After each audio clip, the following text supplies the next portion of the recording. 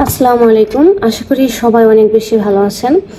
কয়েকদিন আগে একটা ভিডিও শেয়ার করেছিলাম যে জর্ডানের মাঝখান দিয়ে ইরান এবং ইসরায়েল যে মিসাইলগুলো ছেড়েছে সেটা জর্ডানের আকাশপথ দিয়ে এসেছে। কারণ জর্ডান জর্ডান না, ইসরায়েল থেকে ইরানের দূরত্বটা অনেক বেশি।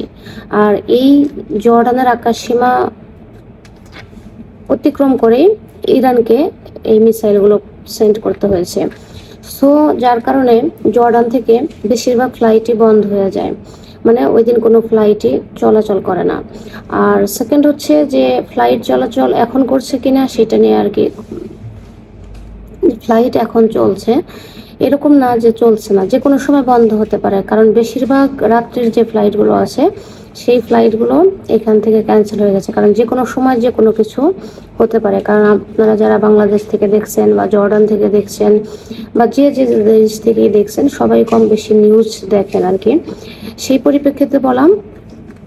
এই কারণে জর্ডানের আকাশপথ জর্ডান সরকার ইউজ করতে নিষেধ করেছে। তারপরেও এখানে দেখা গেছে যে যদি ইরানের কোনো মিসাইল ইসরায়েলে নিক্ষেপ করে তাহলে সেটা জর্ডানের আকাশ সীমা দিয়ে আসবে, যার কারণে রাত্রের ফ্লাইটগুলোই বেশিরভাগ ডিলে হচ্ছে। আর এখান থেকে যেহেতু আমি যে এরিয়াতে থাকি বা যে জায়গায় থাকি এখান থেকে অনেক মানুষ ডেইলি বাংলাদেশে যায় এবং কি আসে, অনেকেরই ফ্লাইট থাকে। সো অনেকেই এয়ারপোর্টে গিয়ে যে ফ্লাইটে তার যেমন এমিরেটস বা অন্যান্য ফ্লাইট যেগুলো আছে সেগুলা তাদের যাওয়ার পর তারা ঘুরে এসেছে, মানে তাদের ফ্লাইট ক্যান্সেল হয়ে যাওয়ার কারণে তারা আবার ঘুরে এসেছে। সো কোনো তারা এখনও যেতে পারে না। আবার নেক্সট যখন ফ্লাইট তাদের টিকিট বুক করবে তখনই আবার তারা যেতে পারবেন। অনেকেই কোশ্চেন করেন বা অনেকের মনে আতঙ্ক থাকে যে এখন তো ফ্লাইট দিচ্ছে না, আমার তো যাওয়ার ডেট হয়ে গেছে, অনেকে এরকম ভাবতে পারেন। তাদের জন্যই আর কি জাস্ট শেয়ার করা যতটুকু আমি জানি। কারণ এইখানের যেহেতু আশেপাশে খুবই যুদ্ধবিধ্বস্ত কান্ট্রি, যেমন আমরা সবাই কিন্তু জানি যে ইরাক, সিরিয়া, ইসরায়েল, ফিলিস্তিন এইসব কান্ট্রিতে অলরেডি যুদ্ধ লেগে থাকে বিভিন্ন কারণে। এক একটা দেশে এক একটা কারণে যুদ্ধ লেগে থাকে। আর এই কারণগুলোই যেহেতু এটা নিয়ারবর্তী কান্ট্রি, সো একটু কিন্তু এফেক্ট পড়েই।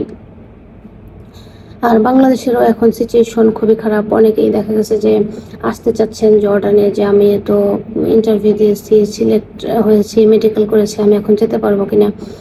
আমি কোনো আগেই বলে দিয়েছিলাম, আবারও বলছি যে লোক আনার সাথে জড়িত না, বা আমি ওই পজিশনেও কাজ করি না। সো এবং কি সুইং সেকশনেও কাজ করি না, আমার সেক্টরটাই আলাদা। শুধুমাত্র এখানে যারা আসে যাচ্ছে যাদের সম্পর্কে জানি সেই বিষয়গুলো নিয়ে ভিডিও তৈরি করি।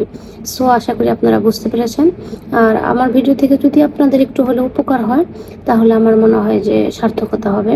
হয়তোবা সবার উপকার হবেও না, তাই আপনাদের যদি কারো ভালো না লাগে আপনারা ইগনোর করতে পারেন। যাদের জর্ডানে আসা নিয়ে বা জর্ডান সম্পর্কে বিভিন্ন কোশ্চেন থাকে তারা এই ভিডিওগুলো দেখতে পারেন। সবাই ভালো থাকবেন, সুস্থ থাকবেন। দেখা হবে অন্য একটা ভিডিওতে অন্য একটা টপিকস নিয়ে। আসসালামু আলাইকুম।